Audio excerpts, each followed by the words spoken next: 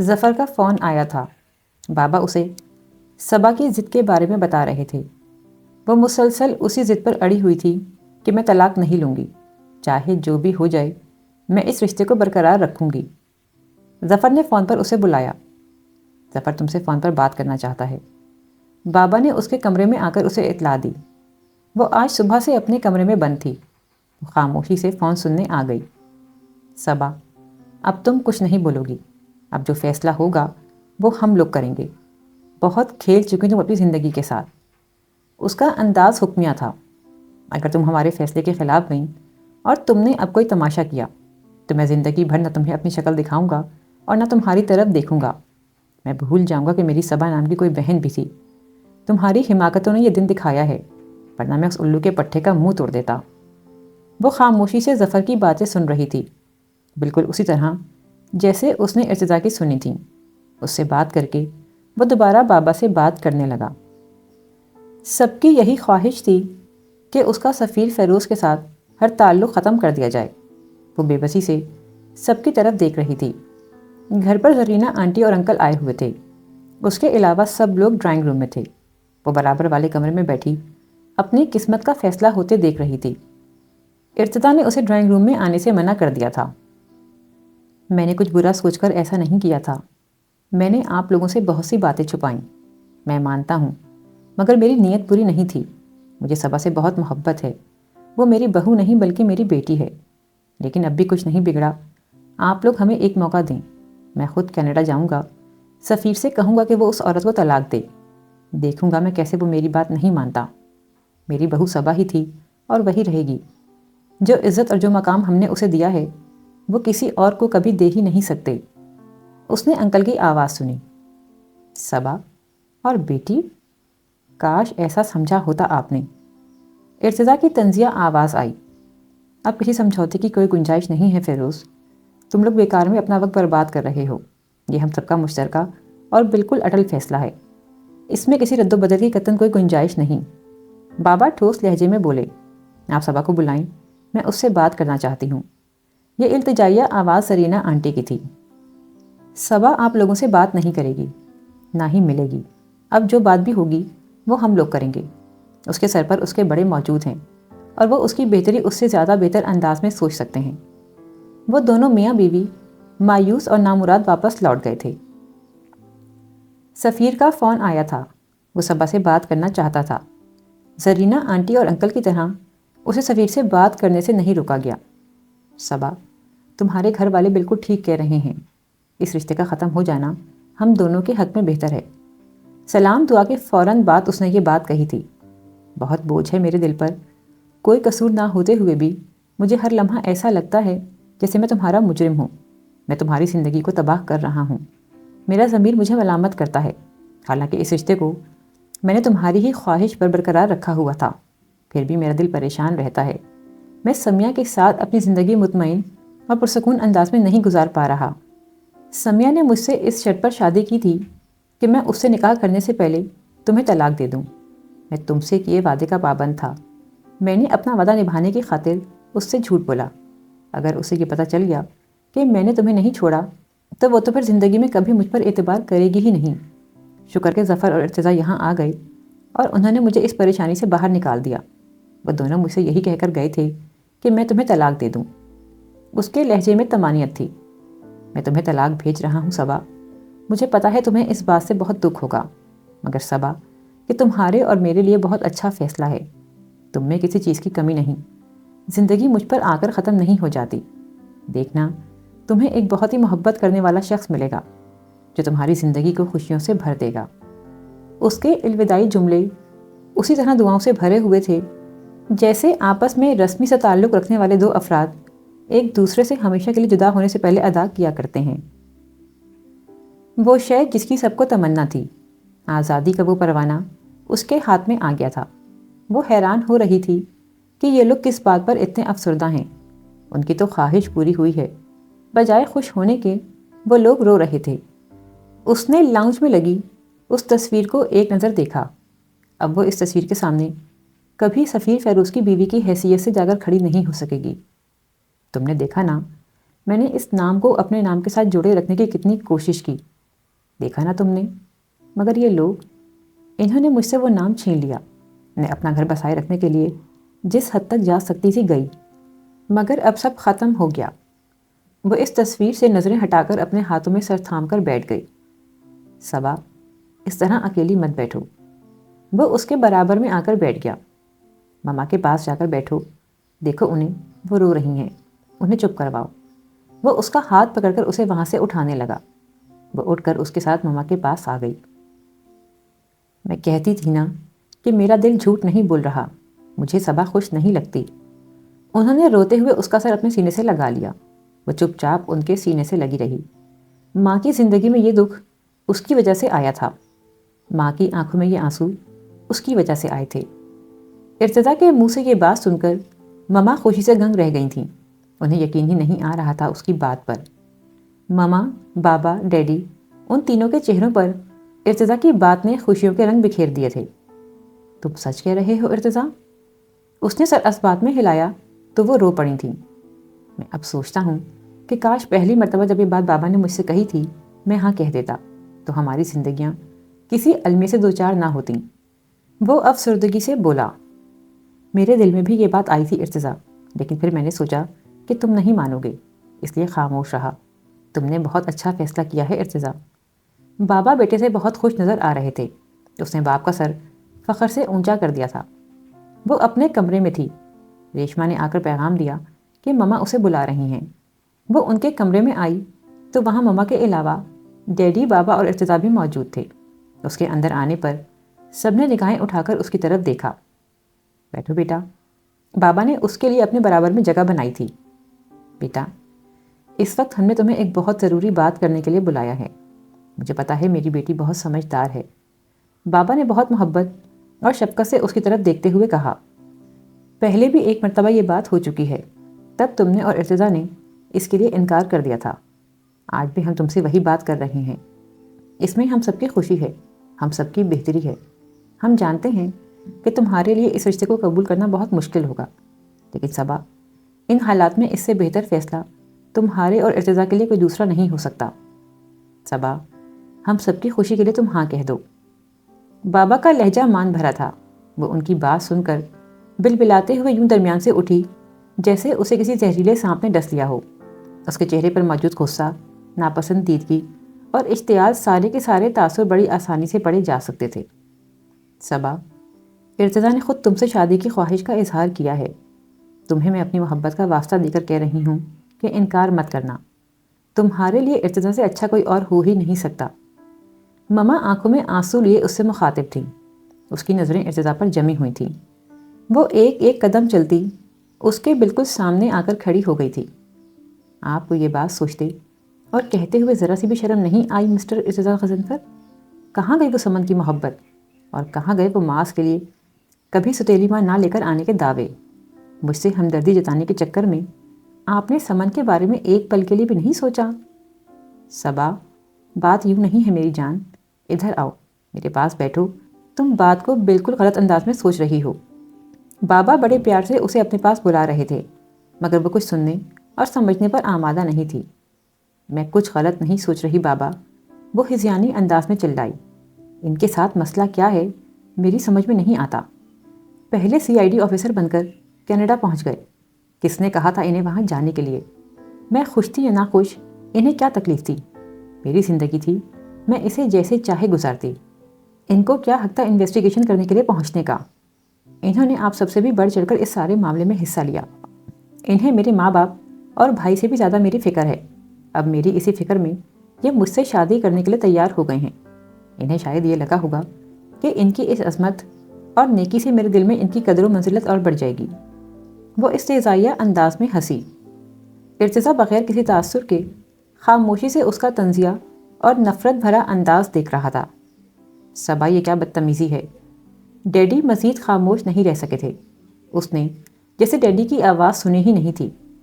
واہ ارتضیٰ غضنفر، تم واقعی ایک عظیم انسان ہو۔ اپنی حالات کی ستائی ہوئی مجبور اور تنہا کزن کو اپنانے کے لیے تیار ہو گئے ہو۔ تم سے اچھا اور نیک انسان اس روئے زمین پر اور کوئی ہو ہی نہیں سکتا۔ وہ ابھی بھی اسی طرح تنزیہ انداز میں اور بھی بہت کچھ کہنا چاہتی تھی کہ ڈیڈی کی تیز آواز نے اسے ایک دم خاموش ہو جانے پر مجبور کر دیا۔ بہت ہو گیا صبا، اب مزید میں یہ بدتمیزی بالکل برداشت نہیں کروں گا۔ وہ بہت غصے سے صوفے پر سے اٹھ گئے تھے۔ انہیں اٹھتا دیکھ کر بابا بھی فوراً اٹھے اور ان کے کندھے پر اپنے ہاتھ سے دباؤ ڈال کر انہیں کچھ اور کہنے اور غصہ کرنے سے روک دیا۔ میں آپ لوگوں سے بالکل صاف صاف کہہ رہی ہوں، آئندہ یہ بات مجھ سے کہنے کی کوشش مت کیجیے گا۔ وہ اپنے حواسوں میں نہیں تھی۔ اسے خود پتہ نہیں تھا کہ وہ کیا کیا بول گئی ہے اور کس کس کے سامنے بول گئی ہے۔ وہ بھاگتی ہوئی کمرے سے نکل گئی تھی۔ اپنے کمرے میں آ کر وہ وحشت بھرے انداز میں بستر پر گر گئی۔ بہت دیر گزر چکی تھی مگر اس کا اضطراب ختم نہیں ہو رہا تھا۔ مما اور ڈیڈی کو ناراض کر کے اسے نہ نیند آ سکتی تھی اور نہ چین مل سکتا تھا۔ وہ ان کے کمرے میں آ گئی۔ مما نماز پڑھ کر جائے نماز طے کرتے ہوئے اٹھ رہی تھیں، جبکہ ڈیڈی بیڈ پر خاموش بیٹھے تھے۔ I am sorry daddy. وہ ان کے پاس آ کر کھڑی ہو گئی۔ صبا، تمہیں سوری مجھ سے نہیں ارتضیٰ سے کہنا چاہیے۔ تم نے آج اس کے ساتھ کس قدر بدتمیزی کی ہے۔ ڈیڈی نے اس کے شرمندہ سے چہرے پر گہری نگاہیں ڈالتے ہوئے آہستہ آواز میں کہا، میں ان سے بھی معافی مانگ لوں گی ڈیڈی، پلیز پہلے آپ تو مجھے معاف کر دیں۔ اور مما آپ بھی، آپ کہتی تھی میری بدتمیز منہ پر صبا کہیں کھو گئی ہے۔ دیکھیں وہ کہیں نہیں کھوئی، وہ یہیں ہے۔ ڈیڈی سے کہتے کہتے وہ مما کی طرف گھوم گئی۔ وہ آہستگی سے چلتے ہوئے اس کے پاس آ گئی تھیں۔ صبا، تمہیں کیا ہو گیا ہے؟ تم ایسی کبھی بھی نہیں تھیں۔ ہم نے اپنے بچوں کو کبھی اس بات کی تربیت نہیں دی کہ وہ بڑوں کے سامنے اونچی آواز میں بولیں۔ ارتضیٰ نے یہ بات کر کے ہم سب کے جذبات کی ترجمانی کی تھی۔ ہم سب یہی چاہتے تھے مگر کہنے کا حوصلہ نہیں تھا۔ اس نے ہم سب کی خوشیوں کا سوچا۔ آج بھی ایک سے ایک اچھی لڑکی کا اسے رشتہ مل سکتا ہے۔ اس نے اگر ایسا سوچا تو تمہاری محبت میں، میری محبت میں، ہم سب کی محبت میں۔ تم نے اس کے خلوص کا مذاق اڑایا، اس کے لیے اتنے برے الفاظ استعمال کیے کہ میں اب تک حیران ہوں کہ کیا صبا اس طرح کے الفاظ بھی بول سکتی ہے۔ مما نے بیڈ پر بیٹھتے ہوئے اس کی طرف بہت افسوس سے دیکھا۔ میں مانتی ہوں مما، میں نے غلط باتیں کی، غصے میں سوچے سمجھے بغیر پتہ نہیں میں کیا کیا بول گئی، لیکن مما یہ بات طے ہے کہ میں اس بات کے لیے کبھی ہاں نہیں کہہ سکتی۔ میں ارتضیٰ بھائی کے ساتھ کزن اور بہنوئی ہونے کے علاوہ تیسرا کوئی رشتہ کبھی جوڑ ہی نہیں سکتی۔ اس کی آواز آہستہ تھی مگر لہجہ بہت دو ٹوک۔ اس میں کسی ترمیم کی قطعاً کوئی گنجائش نہیں تھی۔ بیٹھ جاؤ صبا۔ ڈیڈی نے اس کے لیے اپنے پیر پیچھے ہٹاتے ہوئے بیٹھنے کی جگہ بنائی۔ جو کچھ تم نے کہا ہے، اگر تم واقعی ایسا ہی سوچتی ہو تو میں یہی کہوں گا کہ تمہیں اپنے دوست اور دشمن کی پہچان نہیں ہے، اور ایسے لوگ زندگی میں بہت نقصان اٹھاتے ہیں۔ اس کے بیٹھنے کے بعد ڈیڈی نے سنجیدگی سے کہا، نہیں ڈیڈی، مجھے ان کے خلوص اور ان کی محبت پر کوئی شک نہیں۔ وہ بات سن کر مجھے اتنی شرم اور اتنا غصہ آیا تھا کہ میں اپنے حواسوں میں نہیں رہی تھی۔ غصے میں میرے منہ سے پتہ نہیں کیا کیا نکل گیا۔ اس نے فوراً ان کی بات کا جواب دیا تھا، ماما، ڈیڈی، پلیز میں آپ دونوں سے ریکویسٹ کرتی ہوں کہ آئندہ یہ بات کبھی مت کیجیے گا۔ میں ارتضیٰ بھائی کے ساتھ یہ رشتہ قائم کرنے کے بارے میں مر کر بھی نہیں سوچ سکتی۔ اس نے ملتجیانہ نگاہوں سے ان دونوں کو دیکھا۔ پھر اگر ہم تمہاری کہیں اور شادی کے بارے میں سوچیں تو تم کیا کہو گی؟ ڈیڈی نے بڑی سنجیدگی سے اس سے یہ سوال پوچھا تھا۔ ڈیڈی، آپ مجھے تھوڑا سا وقت دے دیں۔ ابھی میری پہلی شادی کو ختم ہوئے کتنا وقت گزرا ہے، مجھے سنبھلنے کا موقع دیں، پھر میں آپ کی یہ بات بھی مان لوں گی۔ وہ اب انہیں اس بات کے لیے انکار نہیں کر سکتی تھی۔ اس نے ارتضیٰ سے معافی نہیں مانگی تھی۔ وہ اس کا سامنا کرنے سے کترانے لگی تھی۔ سوائے رات کے کھانے کے ان دونوں کا براہ راست سامنا نہیں ہوتا تھا۔ اس کے علاوہ آتے جاتے ٹکراؤ ہونے پر وہ اس سے بات کیے بغیر خاموشی سے اس جگہ سے ہٹ جایا کرتی تھی۔ بابا نے اسے وہ سب باتیں بتائی تھیں جو صبا نے ان سے اس رات کہی تھیں۔ صبا کے نظریے سے سوچیں تو اس کا رد عمل بالکل ٹھیک تھا ارتضیٰ۔ وقت گزرنے پر وہ اس حادثے سے باہر نکل آتی تو آہستہ آہستہ اسے سمجھایا جا سکتا تھا۔ رشتے بدلے جا سکتے ہیں، سوچیں بدلی جا سکتے ہیں۔ ہم پیار سے دھیرے دھیرے اسے سمجھاتے تو وہ اس رشتے کے لیے اپنے دل میں گنجائش پیدا کرنے پر آمادہ ہو ہی جاتی۔ ارتضیٰ یوں خاموش رہا تھا جیسے اسے ان تمام باتوں سے پورا پورا اتفاق تھا، اور اسے اتفاق ہو بھی جاتا اگر وہ صبا شفیق کو جانتا نہ ہوتا۔ اس گھر کا دوسرا کوئی بھی فرد صبا کو اتنی اچھی طرح اور اندر تک نہیں جانتا تھا جتنا ارتضیٰ جانتا تھا، مگر اب گزشتہ کچھ عرصے سے وہ محسوس کرنے لگا تھا کہ وہ صبا کو جانتا ضرور ہے مگر سمجھتا نہیں۔ وہ کبھی صبا کو سمجھ ہی نہیں سکا۔ پہلی مرتبہ وہ صبا کے رویے پر اس وقت چونکا تھا جب وہ لاہور اس کے اور سمن کے پاس رہنے کے لیے آئی تھی۔ آپ کو میرے ذکر سے چڑ ہوتی ہے؟ کتنا اجنبی سا لہجہ لگا تھا اسے صبا کا۔ اس لہجے میں بہت سے شکوے اور شکایتیں چھپی ہوئی تھیں جنہیں وہ اس وقت نہیں سمجھ پایا تھا۔ وہ چونکا ضرور تھا مگر کوئی بات سمجھا نہیں تھا۔ اس رات پہلی دفعہ اس کے دل میں یہ خیال آیا تھا کہ صبا اس سے، لیکن اس نے فوراً ہی اپنی اس سوچ کو جھٹک دیا تھا، بڑی شدت سے خود کو جھٹلایا تھا۔ مگر اب وہ اپنی اس سوچ کو احمقانہ کہہ کر جھٹلا اور بھلا نہیں سکتا تھا۔ زندگی میں دوسری مرتبہ صبا نے اس کے ساتھ بدتمیزی کی تھی اور اس بار اس نے اپنی بدتمیزی کی اس سے معافی بھی نہیں مانگی تھی۔ وہ اسے دیکھ کر کترانے لگی تھی۔ وہ اس سے بالکل بات نہیں کرتی تھی۔ وہ اس سے سلام دعا اور رسمی سی خیر خیریت والی گفتگو بھی نہیں کرتی تھی۔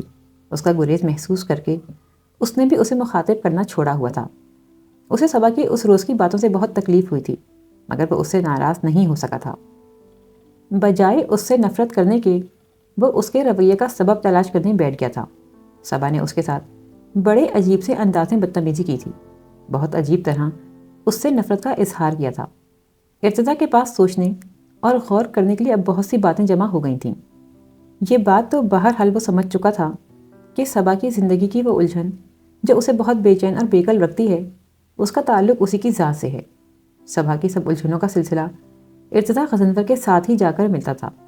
وہ اس کی الجھنوں کو ختم کرنا چاہتا تھا مگر پہلے وہ بات پوری طرح سمجھ تو لے۔ وہ مما کے لیے ان کے کمرے میں کھانا لے کر آئی تھی۔ ان کی طبیعت ٹھیک نہیں تھی۔ وہ صبح سے کمرے میں تھیں۔ اندر آئی تو معاذ مما کے پاس بیٹھا نظر آیا۔ وہ اپنے چھوٹے چھوٹے ہاتھوں سے ان کا سر دبا رہا تھا۔ مما، درد ٹھیک ہو گیا؟ ساتھ ساتھ معصومانہ انداز میں وہ یہ جملہ بھی دہرا رہا تھا۔ ہاں بالکل ٹھیک ہو گیا۔ مما ہلکے سے مسکرائی تھیں۔ انہوں نے اپنے ماتھے پر رکھا اس کا ہاتھ بے ساختہ چوما تھا۔ جاؤ اب جا کر کھیلو، میں بالکل ٹھیک ہوں، انہوں نے مسکراتے ہوئے اس سے کہا تو وہ سر ہلا کر وہاں سے اٹھا اور بھاگتا ہوا کمرے سے نکل گیا۔ وہ کھانے کی ٹرے لے کر ان کے پاس بیٹھ گئی تھی۔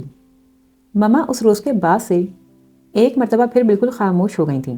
وہ تکیوں اور کشنز کے سہارے بیٹھی اتنی نڈھال اور کمزور لگ رہی تھیں جیسے برسوں کی بیمار ہوں۔ آپ اتنا سوچتی کیوں ہیں؟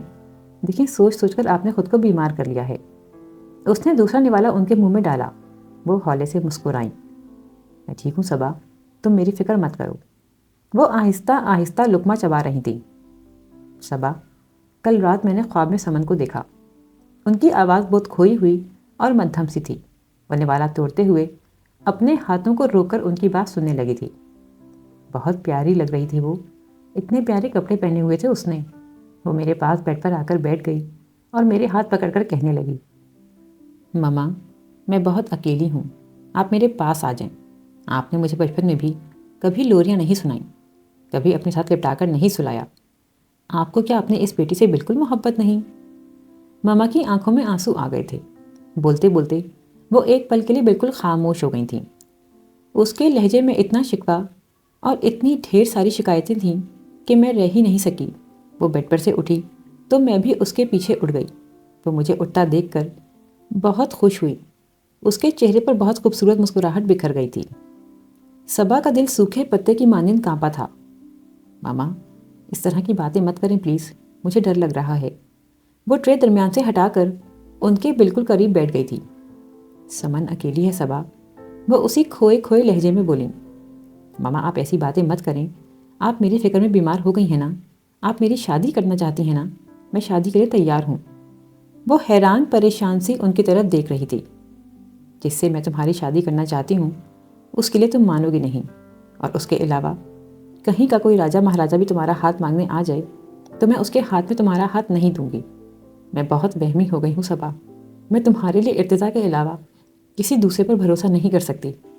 کاش ایسا ہو کہ مرنے سے پہلے جب میں آنکھیں بند کروں تو جو آخری منظر میری آنکھیں دیکھیں وہ یہ ہو کہ میری صبا تنہا نہیں، ارتضیٰ اس کے پاس ہے۔ مجھے اس بات کا سکون ہو کہ وہ اسے ہر دکھ اور ہر تکلیف سے بچا لے گا۔ صبا مجھے ظفر پر بھی اتنا بھروسہ نہیں جتنا ارتضیٰ پر ہے۔ انہوں نے تکیے سے ٹیک لگا کر آنکھیں بند کر لی تھیں، یوں جیسے وہ بولتے بولتے بہت تھک گئی ہوں۔ ماما، وہ خوفزدہ انداز میں چلائی۔ اس نے انہیں پورا کا پورا جھنجھوڑ ڈالا تھا، مگر انہوں نے آنکھیں نہیں کھولی تھیں۔ وہ ہراساں نگاہوں سے انہیں دیکھتے ہوئے پاس رکھا فون اٹھا کر ارتضیٰ کا موبائل نمبر ڈائل کرنے لگی۔ دوسری بیل پر ہی اس نے کال ریسیو کر لی تھی۔ پورے 15 دن بعد وہ اس سے مخاطب تھی۔ بری طرح اٹکتے ہوئے، بڑے گھبرائے ہوئے سے لہجے میں اس کے منہ سے صرف مما کا لفظ نکلا تھا۔ وہ اس کے لہجے کی گھبراہٹ اور کپکپاہٹ اس ایک لفظ سے ہی محسوس کر سکتا تھا۔ کیا ہوا صبا؟ کیا مما کی طبیعت زیادہ خراب ہو گئی ہے؟ اس کی آواز میں تشویش تھی۔ ہاں، وہ بات نہیں کر رہی، میں انہیں اتنی آوازیں دے رہی ہوں۔ وہ گھبرائے ہوئے انداز میں چلائی تھی۔ تم ندیم کو فون دو، وہ بہت جلدی میں بولا۔ اس نے چیخ کر ندیم کو آواز دی۔ وہ بھاگتا ہوا فوراً کمرے میں آیا تھا۔ اس نے ریسیور اس کے ہاتھ میں دے دیا۔ اس نے 2 سیکنڈ تک خاموشی سے ارتضیٰ کی بات سنی اور جواب میں جی ٹھیک ہے کہہ کر ریسیور واپس رکھتے ہوئے کمرے سے تیزی سے نکل گیا۔ ندیم اور ڈرائیور بڑی تیزی سے ماما کو ہسپتال لے کر جا رہے تھے۔ وہ ننگے پاؤں ہی ان لوگوں کے پیچھے بھاگتی ہوئی گاڑی میں بیٹھ گئی تھی۔ صبح سے انہیں سے بخار ہی تو تھا، بخار ہی کی وجہ سے کمزوری بھی بڑھ گئی تھی، مگر اب وہ یوں پڑی تھیں جیسے نامعلوم انہیں کتنی خطرناک بیماری لاحق ہو گئی ہو۔ ڈاکٹرز انہیں ہوش میں لانے کی کوشش کر رہے تھے۔ ڈاکٹرز کی سمجھ میں ان کی بے ہوشی کی وجہ نہیں آ رہی تھی۔ وہ ارتضیٰ سے پوچھ رہے تھے کہ ان کے گھر میں کیا کوئی ایسی بات ہوئی ہے، کوئی لڑائی جھگڑا، کوئی ٹینشن، کوئی اچانک ملنے والی بری خبر۔ ارتضیٰ نے بابا اور ڈیڈی کو آفس فون کر کے مما کی طبیعت کے بارے میں بتایا تو وہ دونوں بھی فوراً ہی وہاں پہنچے۔ کتنے گھنٹے گزر گئے تھے، وہ سب وہاں کھڑے ایک دوسرے کو حوصلہ دے رہے تھے۔ رات کے آخری پہر کہیں جا کر مما کو ہوش آیا تھا۔ انہیں ہوش میں آتا دیکھ کر ان سب نے سکون کا سانس لیا۔ ہوش میں آتے ہی انہوں نے سمن کا نام لیا تھا۔ یہ سب لوگ ان کے پاس گئے تو وہ آنکھیں نیم وا کیے مسلسل سمن کا نام پکارے جا رہی تھیں۔ وہ بہت تکلیف میں تھیں۔ ڈیڈی کو احساس ہو گیا تھا کہ ان کی جان واقعی صبا میں اٹکی ہوئی ہے۔ وہ بہت مشکل میں ہیں اور ان کی یہ مشکل صبا ہی آسان کر سکتی تھی۔ وہ صبا کے پاس گئے۔ صبا، میں تمہیں کوئی حکم نہیں دے رہا، ہاں لیکن اگر تمہیں اپنی ماں سے واقعی محبت ہے تو پھر اسے ارتضیٰ کے علاوہ کسی پر بھی بھروسہ نہیں۔ وہ تمہاری شادی صرف ارتضیٰ کے ساتھ ہی ہوتے ہوئے دیکھنا چاہتی ہے۔ ان کی آنکھوں میں آنسو تھے۔ وہ جائے نماز پر بیٹھی خاموشی سے ڈیڈی کو دیکھ رہی تھی۔ صبا، یہ وقت گزر گیا تو زندگی میں سے پچھتاوے رہ جائیں گے۔ اپنی مرتی ہوئی ماں کی آخری خواہش پوری کر دو، وہ بہت تکلیف میں ہے صبا۔ ان کی آنکھوں سے گرتے آنسو جائے نماز میں جذب ہو رہے تھے۔ اس نے ایک نظر آکسیجن ماسک کے سہارے اپنی سانسیں پوری کرتی ہوئی مما کو دیکھا اور پھر ڈیڈی کو۔ انکار میں ادا ہونے والا ہر لفظ اور ہر جملہ اس کے منہ سے نکلنے سے انکاری ہو گیا تھا۔ اس نے جواب میں کچھ بھی نہیں کہا تھا سوائے اقرار میں سر ہلانے کے۔ ملیحہ، آنکھیں کھولو، دیکھو صبا شادی کے لیے مان گئی ہے۔ ہم ابھی تھوڑی دیر میں ارتضیٰ کے ساتھ اس کا نکاح کروائیں گے۔ ان کے منہ سے یہ جملہ نکلنے کی دیر تھی کہ مما نے آنکھیں کھول دی تھیں۔ ان کی بجھتی ہوئی آنکھوں میں آخری بات بہت گہری چمک اور روشنی آئی تھی۔ انہوں نے آنکھیں پوری کھولی ہوئی تھیں، ایسے جیسے وہ اس منظر کو بہت اچھی طرح اپنی آنکھوں میں محفوظ کر لینا چاہتی ہوں۔ محض آدھے گھنٹے کے اندر اندر وہاں نکاح کے تمام انتظامات ہو گئے تھے۔ مما کے چہرے پر مسکراہٹ تھی۔ وہ ہل نہیں سکتی تھیں، منہ سے کچھ بول بھی نہیں سکتی تھیں، یہاں تک کہ اپنا ہاتھ بھی نہیں ہلا سکتی تھیں، لیکن انہوں نے اپنی آنکھوں کے اشارے سے اسے اپنے پاس بلایا تھا۔ وہ بھاگتی ہوئی ان کے پاس آ گئی تھی۔ ان کے صرف ہونٹ ہل رہے تھے۔ وہ پوری کی پوری ان پر جھک گئی تاکہ ان کے ہونٹوں کی جنبش کو سمجھ سکے۔ صبا، میں بہت خوش ہوں۔ ماں کے کامتے لبوں نے بے آواز اس سے یہ بات کہی تھی۔ صبا، میری دعا ہے کہ زندگی تم پر ہمیشہ ماں کی گود کی طرح مہربان رہے، اس کا دامن کبھی تمہارے لیے تنگ نہ پڑے۔ اسے نگاہوں کی زبانی دعائیں دیتا وہ چہرہ اس لمحہ کتنا روشن اور کتنا دلکش نظر آ رہا تھا۔ ان کی آنکھوں میں کتنا سکون اور کس قدر اطمینان تھا۔ وہ اب تکلیف سے کرا نہیں رہی تھیں۔ وہاں اس وقت کمرے میں بابا، ڈیڈی اور ارتضیٰ کے علاوہ چند افراد اور بھی موجود تھے۔ وہ سب ابھی ابھی وہاں آئے تھے۔ اس نے پورے ہوش و حواس میں اس نکاح نامے پر دستخط کیے تھے۔ مما آنکھیں کھولے اس منظر کو دیکھ رہی تھیں۔ ان کے منہ سے کوئی آواز نہیں نکل رہی تھی، مگر ان کے چہرے پر ایک خوبصورت مسکراہٹ تھی۔ ان کی آنکھوں میں سکون تھا۔ وہ بہت مطمئن لگ رہی تھیں۔ وہ دونوں ان کے بالکل قریب کھڑے تھے، صبا اور ارتضیٰ۔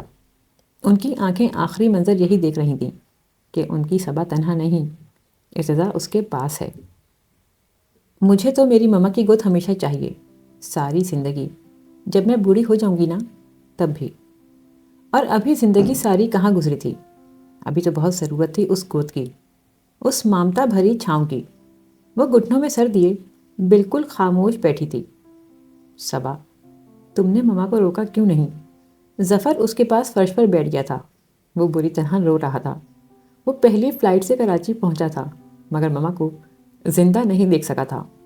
وہ عین اسی دن پہنچا تھا جب ان کا انتقال ہوا۔ اس نے ان کا چہرہ دیکھا تھا، ان کا آخری دیدار کیا تھا، ماں کو خود اپنے ہاتھوں سے لحد میں اتارا تھا، اور اگر وہ یہ نہ کر پاتا تو شاید زندگی میں کبھی سکون سے رہ نہیں سکتا تھا۔ 10 دن ہو گئے تھے مما کو گئے ہوئے، مگر اب تک دل کو یقین نہیں آ رہا تھا۔ ایسا لگتا تھا ابھی وہ کسی کونے سے نکل کر سامنے آ جائیں گی۔ معاذ سارے گھر میں مما مما آوازیں لگا رہا تھا۔ اس کی گورننس تو صرف ارتضا کی خواہش پر مما نے رکھ لی تھی۔ وہ اس کے سب کام خود کرتی تھیں۔ وہ انہیں نخرے دکھانے کا اور ان سے ضدیں پوری کروانے کا عادی تھا۔ وہ 5 سال کا ہو چکا تھا۔ بابا نے اسے بہت پیار سے یہ بات سمجھائی تھی کہ مما کو اللہ تعالیٰ نے اپنے پاس بلا لیا ہے۔ وہ ان کی بات سمجھ لینے کے باوجود بھی مما کو آوازیں دیتے ہوئے رونا شروع کر دیتا تھا۔ میں مما سے نہاؤں گا، مما سے کپڑے پہنوں گا، مما کے ہاتھ سے دودھ پیوں گا، وہ ضدی سے انداز میں کہتا رونے بیٹھ جاتا۔ 40ویں کے بعد جب ظفر اور آسمہ واپس جانے کی تیاری کرنے لگے تو ڈیڈی ظفر سے بولے، ظفر بہت رہ لی امریکہ میں، اب واپس آ جاؤ بیٹا۔ انہوں نے ہمیشہ اس کی حوصلہ افزائی کی تھی، کبھی اس کے کیریئر کے راستے میں نہیں آئے تھے۔ وہ وہاں پڑھانا چاہتا ہے پڑھائے، وہ ریسرچ کرنا چاہتا ہے کرے، وہ کتابیں لکھنا چاہتا ہے ضرور لکھے، مگر اب وہ واقعی بہت اکیلے ہو گئے تھے۔ ڈیڈی، میرا تو پہلے بھی واپس آنے کا ارادہ تھا، کاش میں مما کی زندگی میں واپس آ گیا ہوتا، وہ مجھے دیکھ کر کتنی خوش ہوتی۔ وہ اداسی سے ان کی طرف دیکھتے ہوئے بولا، آپ مجھے کچھ وقت دیں، اس طرح سب کچھ چھوڑ چھاڑ کر میں واپس نہیں آ سکتا، لیکن یہ میرا آپ سے وعدہ ہے کہ میں بہت جلد پاکستان واپس آ جاؤں گا۔ اب مزید وہاں پر میرا دل بھی نہیں لگے گا۔ اس نے انہیں یقین دہانی کروائی تھی۔ خالہ جانی، وہ اسے پیار سے خالہ جانی کہتا تھا، آپ مجھ سے بات کیوں نہیں کرتی؟ معاذ اس کے پاس کھڑا بہت معصومیت سے پوچھ رہا تھا۔ وہ اپنے کمرے میں بالکل خاموش بیٹھی ہوئی تھی۔ معاذ کے سوالیہ انداز پر وہ چونک کر سیدھی ہوئی۔ اسے معاذ پر بہت ٹوٹ کر پیار آیا تھا۔ اس نے اسے کھینچ کر اپنے پاس بٹھا لیا۔ کتنے دنوں سے وہ معاذ تک کو نظر انداز کیے ہوئے تھی۔ وہ گورنرز کے رحم و کرم پر تھا۔ کرو، کیا باتیں کرنی ہیں؟ اس نے اسے پیار کرتے ہوئے کہا۔ اکثر کتنی موٹی ہے نا خالہ جانی۔ اسے بے ساختہ ہنسی آ گئی تھی۔ وہ کھانا کھانے میں نخرے نہیں دکھاتی، اس لیے وہ اس کا طنزیہ انداز فوراً سمجھ گیا تھا۔ میں اس سے زیادہ اسٹرانگ ہوں، آپ ہماری ریسلنگ کروا کر دیکھ لیں۔ بس مجھے یقین آ گیا۔ اب کہیں سچ مچ اس کے ساتھ ریسلنگ کرنے کھڑے مت ہو جانا۔ اگر اس کے ساتھ لڑائی کی تو تمہارے ریسلنگ دیکھنے پر پابندی لگوا دوں بابا سے کہہ کر، وہ تنبیہی انداز میں بولی۔ اسی وقت ریشما اندر آئی۔ سب کھانے پر آپ کا انتظار کر رہے ہیں۔ وہ معاذ کو ساتھ لیے ڈائننگ روم میں آ گئی۔ سب نے کھانا شروع کر دیا تھا۔ تمہاری کل کتنے بجے فلائٹ ہے؟ بابا نے ظفر سے پوچھا۔ اس نے جواباً اپنی فلائٹ کا ٹائم بتا دیا۔ یہ کسی فنکشن کا موقع نہیں اور نہ ہمارے دل اس بات کے لیے راضی ہیں، لیکن میں سمجھتا ہوں کہ ہمیں باقاعدہ طور پر اپنے تمام قریبی جاننے والوں کو صبا اور ارتضا کی شادی سے آگاہ کر دینا چاہیے۔ ملیحہ کے انتقال کے بعد کسی کو پتہ چلا تو کسی کو نہیں۔ بہتر رہے گا اگر ہم گھر پر کوئی لنچ یا ڈنر رکھ لیں اور اس میں تمام قریبی احباب کو مدعو کر لیں۔ بابا بہت سنجیدگی سے سب سے مخاطب تھے۔ آپ بالکل ٹھیک کہہ رہے ہیں بابا۔ ظفر نے فوراً ان کی بات سے اتفاق کیا۔ ڈیڈی نے بھی گردن ہلا کر ان کی تائید کی تھی۔ پھر ظفر کے سامنے ہی کر لیں، کل چھٹی کا دن ہے، لنچ پر سب کو انوائٹ کر لیتے ہیں۔ ڈیڈی نے کچھ دیر بعد بابا کو مشورہ دیا تو وہ سر اس بات میں ہلا کر بولے، ہاں میں نے بھی یہی سوچا ہے، کل کا دن ٹھیک رہے گا۔ ارتضا خاموشی سے اپنی پلیٹ پر جھکا کھانا کھا رہا تھا۔ اس کے چہرے پر سوائے سنجیدگی کے دوسرا کوئی تاثر نہیں تھا۔ کھانے کے بعد بابا، ڈیڈی اور ظفر تینوں فون سنبھال کر تمام قریبی رشتہ داروں اور دوستوں کو فون کرنے لگے تھے۔ وہ اپنے کمرے میں بیٹھی تھی۔ آسمہ نے کمرے میں آ کر اسے ایک نظر دیکھا اور پھر اس کے کپڑوں کو، اور پھر وہ اس کے وارڈروب کی طرف بڑھ گئی تھی۔ اس نے نیلے رنگ کا ایک سادہ سا سوٹ نکال لیا۔ ماما ہی اس کے لیے یہ سوٹ کسی بوتیک سے خرید کر لائیں تھیں۔ آسما نے اس کے سامنے کپڑے رکھے تو وہ غور سے اس سوٹ کو دیکھنے لگی۔ اس نے اپنے ہاتھوں سے ان کپڑوں کو چھو کر اس پیار بھرے لمس کو محسوس کرنا چاہا۔ صبا کپڑے بدل لو، اس نے ہچکچاتے ہوئے اس سے کہا۔ یہ تیار ہونے کا موقع نہیں تھا، سجنے کا موقع نہیں تھا، مگر لوگوں کو انوائٹ تو اسی لیے کیا گیا تھا۔ وہ کپڑے بدلنے اٹھ گئی۔ کپڑے بدل کر آئی تو آسما وہیں پر کھڑی اس کا انتظار کر رہی تھی۔ اسے بٹھا کر وہ اس کے بال سلجھانے لگی۔ بال سلجھا کر اس نے بغیر مانگ نکالے اس کی بالکل سیدھی چوٹی بنا دی تھی۔ اس کا دل چاہا تھا کہ صبا کے ہونٹوں پر ہلکی سی لپسٹک بھی لگا دے، مگر ایسا کرنے کی ہمت نہیں ہو رہی تھی۔ اس خواہش کو اپنے اندر ہی دباتے ہوئے وہ اسے کمرے سے باہر چلنے کے لیے کہنے لگی۔ چلو صبا، تقریباً سب لوگ آ چکے ہیں۔ وہ اس کا ہاتھ پکڑ کر کمرے سے باہر لے آئی۔ وہ سب ان کے بہت قریبی عزیز اور دوست تھے۔ وہ سب بھی اسی سادگی سے آئے تھے جس سادگی سے یہاں اہتمام کیا گیا تھا، مگر اس سادگی سے آنے کے باوجود کوئی بھی مہمان اپنے ساتھ تحفہ لانا نہیں بھولا تھا۔ سب بابا اور ڈیڈی کو تحفے دے رہے تھے۔ مبارکباد کو کسی نے نہیں دی تھی، مگر یہ ضرور کہا تھا کہ یہ ایک بہت ہی اچھا اور بالکل درست فیصلہ ہے۔ ظفر کی رات 9 بجے فلائٹ تھی۔ مہمانوں کے رخصت ہونے کے بعد وہ کافی دیر تک بابا اور ڈیڈی کے ساتھ بیٹھا رہا۔ پھر وہاں سے اٹھ کر وہ اس کے کمرے میں آ گیا۔ اس نے صبا کے ساتھ بہت ساری باتیں کی تھیں۔ پورے 2 گھنٹے وہ اس کے ساتھ بیٹھا رہا تھا۔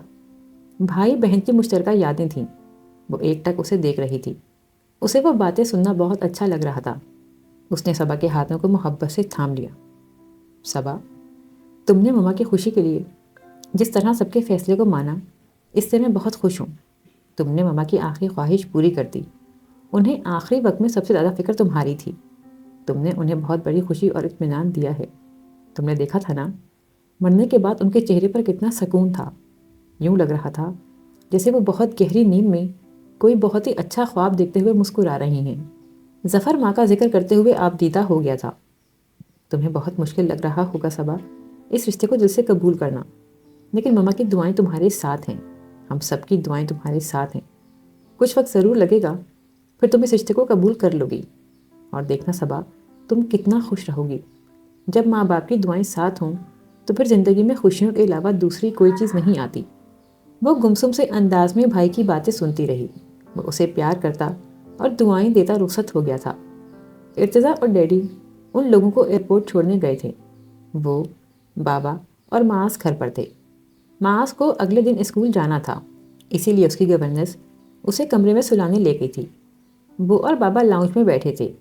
ڈیڈی اور ارتضیٰ واپس آئے تو کھڑے کھڑے فلائٹ کے ٹائم پر ہونے اور ان لوگوں کی بخیریت روانگی کے بارے میں بتانے کے بعد اپنے اپنے کمروں میں چلے گئے تھے۔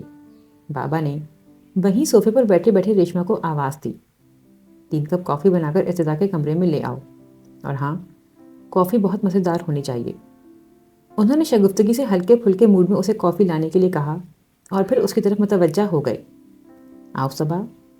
وہ بہت مشکل سے خود کو صوفے سے اٹھا پائی۔ وہ اٹھی تو بابا نے فوراً اس کا ہاتھ تھام لیا۔ بہت نرمی اور پیار سے اس کا ہاتھ تھامے وہ سیڑھیوں کی طرف بڑھے۔ وہ ان کے ساتھ جیسے ہی ہر اگلے زینے پر قدم رکھتی، اس کا دل قدم پیچھے ہٹانے کو کہتا۔ اوپر آ کر بابا اسے وہیں کھڑا چھوڑ کر اپنے کمرے میں چلے گئے تھے۔ صرف 1 منٹ بعد ہی وہ کمرے سے نکل آئے۔ ان کے ہاتھ میں ایک جیولری باکس تھا۔ انہوں نے دوبارہ اس کا ہاتھ پکڑا اور ارتضیٰ کے کمرے کی طرف آ گئے۔ انہوں نے دروازے پر ہلکی سی دستک دی۔ ارتضیٰ نے دروازہ کھولا تو بابا اسے دیکھ کر مسکرائے۔ ریشما سے کافی کے لیے کیا آیا ہوں، وہ ہم تینوں کے لیے کافی لا رہی ہے۔ ارتضیٰ نے سامنے سے ہٹ کر ان دونوں کو اندر آنے کا راستہ دیا۔ اس کے چہرے پر سنجیدگی تھی۔ وہ بابا کی طرح مسکرا نہیں رہا تھا۔ وہ اس کا ہاتھ پکڑے پکڑے صوفے پر بیٹھ گئے۔ ارتضیٰ ان دونوں سے کچھ فاصلے پر بیٹھ گیا۔ وہ اسی ہلکے پھلکے موڈ میں مسکراتے ہوئے کراچی کی گرمی پر بات کرنے لگے تھے، ایسے جیسے وہ یہاں موسم پر ہی تبادلہ خیال کرنے آئے تھے۔ ارتضیٰ ان کی باتوں کے جواب دے رہا تھا، جبکہ وہ بالکل خاموش بیٹھی تھی۔ ریشما کافی لے کر آ گئی تو بابا نے صبا کو ٹرے میں سے خود کپ اٹھا کر دیا۔ کافی تو بہت زبردست بنائی ہے تم نے ریشما، شاباش۔ انہوں نے جلدی سے پہلا گھونٹ لیا اور ریشما کی تعریف کی۔ وہ اپنی تعریف پر مسکراتی کمرے سے چلی گئی۔ اپنا کپ ٹرے میں واپس رکھتے ہوئے انہوں نے پاس رکھا وہ باکس اٹھا کر کھولا۔ اس کا دایاں ہاتھ ابھی تک ان کے ہاتھ میں ہی تھا۔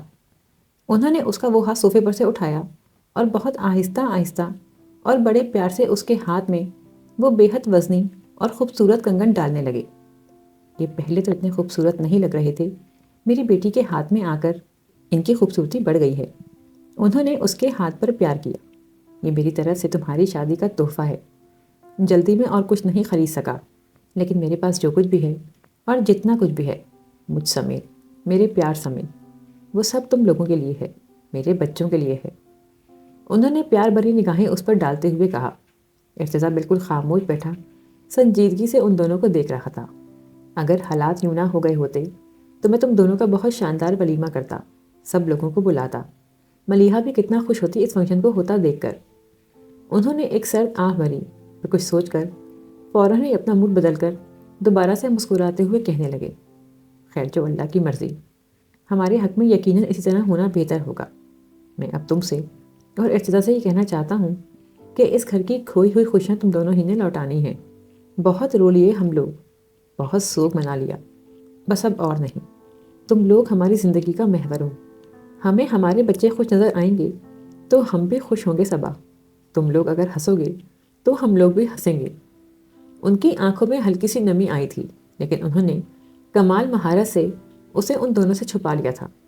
وہ مخاطب ان دونوں سے تھے، لیکن ان کی ساری توجہ صبا کی طرف تھی۔ بیٹے کے بارے میں انہیں یقین تھا کہ اسے کچھ بھی سمجھانے اور بتانے کی ضرورت نہیں۔ وہ اس کی طرف بہت غور سے دیکھ رہے تھے، مگر وہ نظریں جھکائے بالکل خاموش بیٹھی تھی۔ اس کے چہرے کے تاثرات ناقابل فہم تھے۔ مزید کچھ کہنا انہیں بے موقع لگا، اسی لیے وہ اس کا ہاتھ چھوڑ کر صوفے پر سے اٹھ گئے۔ ایک نظر اس پر ڈال کر وہ ان دونوں کو شب بخیر کہتے ہوئے کمرے سے باہر نکل گئے۔ ان کے باہر جاتے ہی ارتضیٰ بھی صوفے پر سے اٹھ گیا۔ وہ اپنے بیڈ کی سائڈ ٹیبل کے پاس آ کر کچھ پل کے لیے رکا اور اس پر رکھی اپنی اور سمن کی شادی کے دن کی تصویر کو اس نے بغور دیکھا تھا۔ وہ اس لڑکی کی طرف بہت دکھ اور کرب سے دیکھ رہا تھا، جسے وہ بڑی محبت سے آج سے کئی سال پہلے ایک روز اپنی زندگی میں شامل کر کے یہاں لایا تھا۔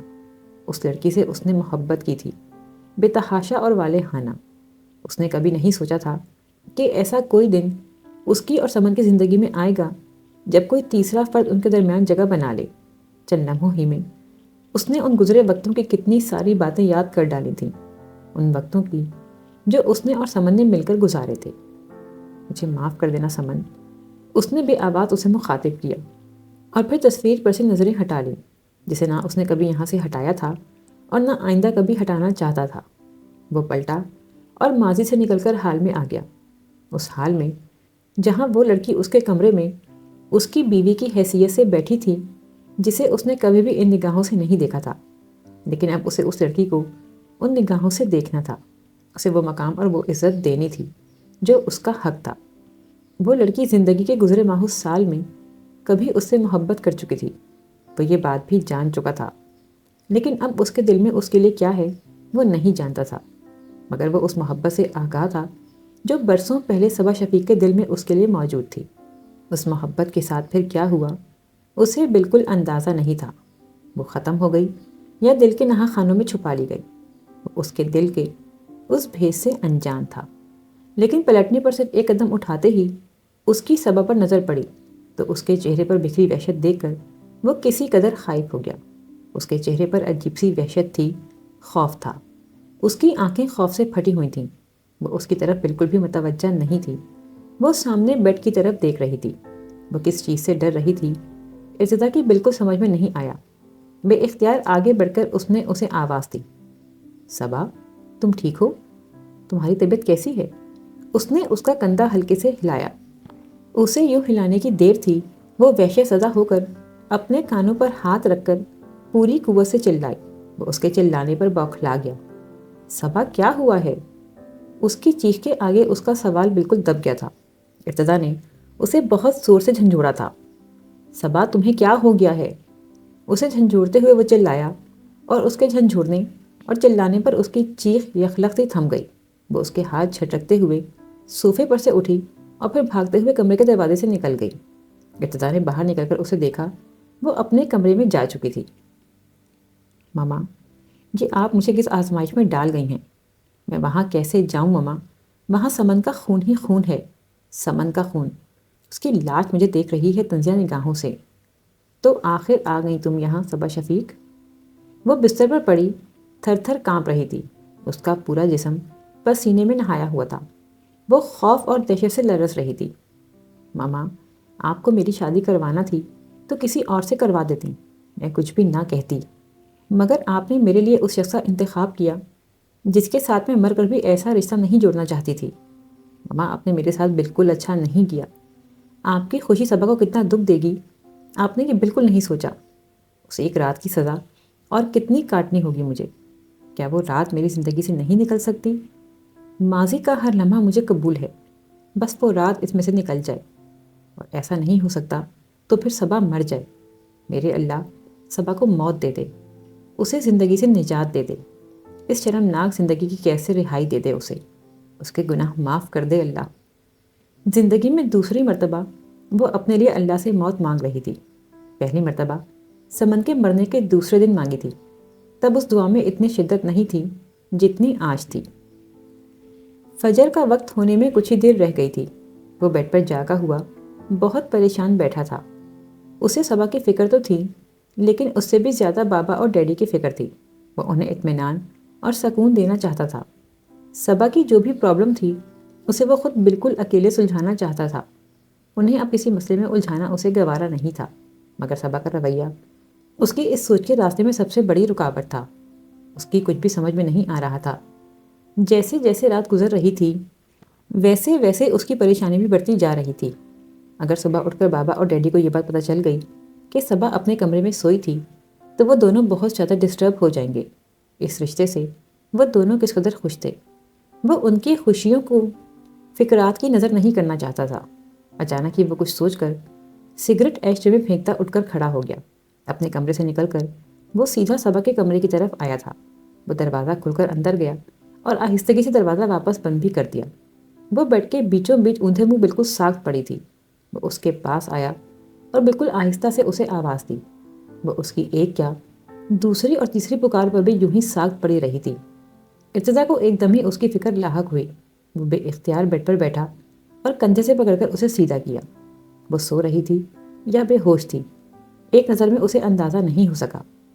بابا اور ڈیڈی سے ہٹ کر اب اس کی پریشانی کا رخ صبا کی طرف مڑ گیا تھا۔ وہ خواب میں بھی وہی منظر دیکھ رہی تھی جو ابھی چند گھنٹے پہلے اس نے جاگتی آنکھوں سے دیکھا تھا۔ سرخ لباس، گہنوں اور پھولوں کی جگہ سفید کفن نے لے لی تھی۔ اس کمرے میں اب چاروں طرف خون تھا۔ وہ بہت زور سے چلائی تھی۔ بخار کی شدت کی وجہ سے اس سے آنکھیں نہیں کھولی جا رہی تھیں، لیکن وہ آنکھیں کھولنا چاہتی تھی تاکہ اس بھیانک خواب سے چھٹکارا پا سکے۔ اسے اپنے قریب کسی کی موجودگی کا احساس ہو رہا تھا۔ کوئی بڑی آہستہ آواز میں اس کا نام لے رہا تھا۔ اس کے چہرے پر کسی کے بالکل ٹھنڈے ہاتھ رکھے ہوئے تھے۔ وہ اس کا چہرہ تھپ تھپا رہا تھا، اسے جگانے کی کوشش کر رہا تھا۔ وہ اپنی آنکھیں کھولنے میں کامیاب ہو گئی تھی۔ آنکھیں کھولنے پر نہ اسے کوئی پھول نظر آئے، نہ کوئی دلہن، اور نہ ہی کوئی لاش اور خون۔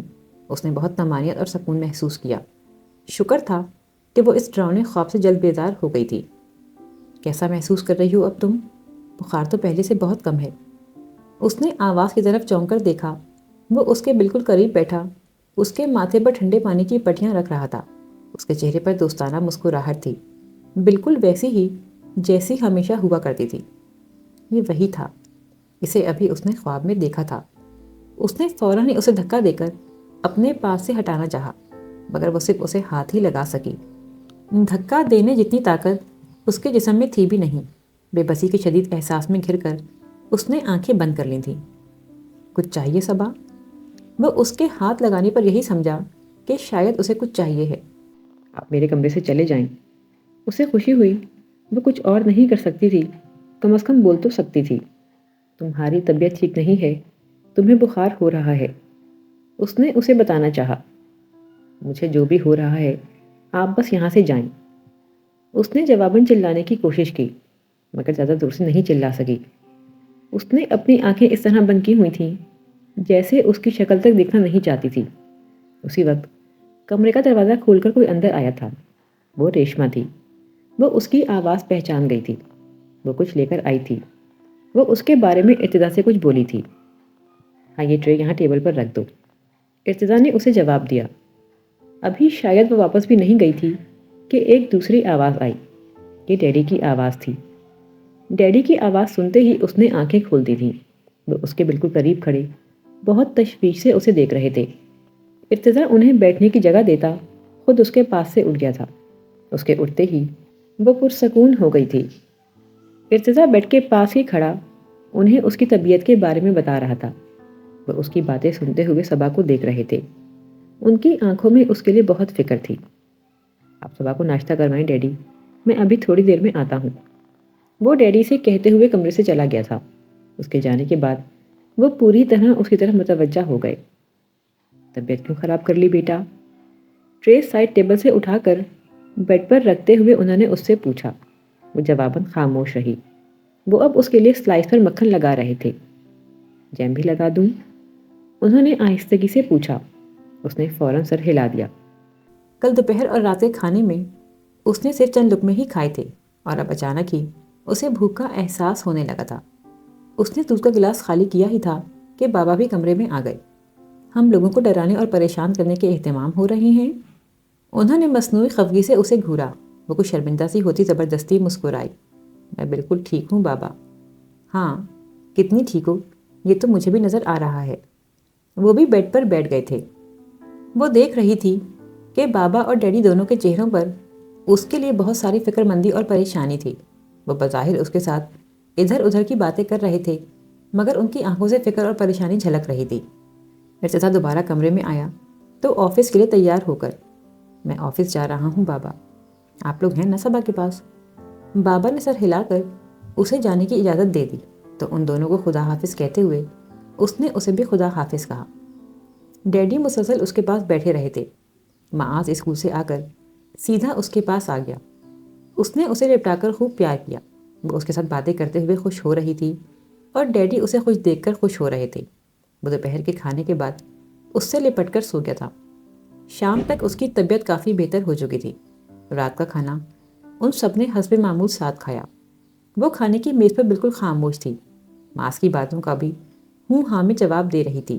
وہ محسوس کر سکتا تھا کہ یہ خاموشی بلکہ بیزاری صرف اور صرف اس کے لیے ہے، لیکن وہ انجان بنا بابا کے ساتھ اپنی فیکٹری کے کچھ مسائل ڈسکس کرنے میں لگا ہوا تھا۔ کھانے کے فوراً بعد وہ اپنے کمرے میں آ گئی تھی۔ ڈیڈی اس کے کمرے میں آئے تھے، پھر اسے دوا کھلا کر اور پیار کر کے اپنے کمرے میں سونے چلے گئے تھے۔ وہ بیڈ پر خالی اس ذہنی کی عالم میں بیٹھی تھی۔ کمرے کا دروازہ کھلنے کی آواز پر وہ بے ساختہ چونکی۔ آپ بغیر نوک کیے میرے کمرے میں کیوں آئے ہیں؟ آپ کے پاس اتنے مینرز بھی نہیں ہیں کہ کسی کے کمرے میں؟ وہ بہت غصے سے چیخی تھی مگر ارتضیٰ نے اس کی بات پر دھیان دیے بغیر دروازہ واپس بند کیا اور اس کی بات کاٹتا ہوا بہت سکون سے بولا، تمہیں جو کچھ بھی کہنا ہے وہ ضرور کہو مگر آہستہ آواز میں۔ تم چیخے بغیر بھی بولو گی تو میں تمہاری بات سن بھی لوں گا اور سمجھ بھی لوں گا۔ وہ اب واپس اس کی طرف گھوم چکا تھا۔ بہت غصے میں اس نے بیڈ پر پڑا اپنا دوپٹہ اٹھا کر شانوں پر پھیلایا۔ اس کا بیڈ پر بیٹھنے کا ارادہ دیکھ کر وہ اس کے بیٹھنے سے پہلے وہاں سے اٹھ گئی۔ صبا، کیا ہم آرام سے بیٹھ کر بات نہیں کر سکتے؟ اس نے بہت سنجیدگی سے پوچھا۔ اس رشتے سے پہلے بھی ہمارے درمیان بہت سارے رشتے تھے، کیا وہ سارے رشتے ختم ہو گئے ہیں؟ تم مجھے بتاؤ تمہارے ساتھ کیا پرابلم ہے؟ تم کس وجہ سے اتنی ٹینس ہو؟ وہ بہت رسانیت سے اس سے مخاطب تھا۔ بیڈ پر بیٹھے ہوئے وہ براہ راست اس کی آنکھوں میں دیکھ رہا تھا۔ وہ سامنے کھڑی بہت غصے اور نفرت سے اسے دیکھ رہی تھی۔ وہ سارے رشتے میں نے نہیں، آپ نے ختم کیے ہیں۔ آپ نے رکھا تھا یہ پرپوزل ماما کے سامنے، ورنہ ماما مجھے اس شادی کے لیے مجبور نہ کرتیں۔ اس کے لہجے میں وہ تلخی، وہ کڑواہٹ تھی جو اس کے مزاج کا حصہ تھی ہی نہیں۔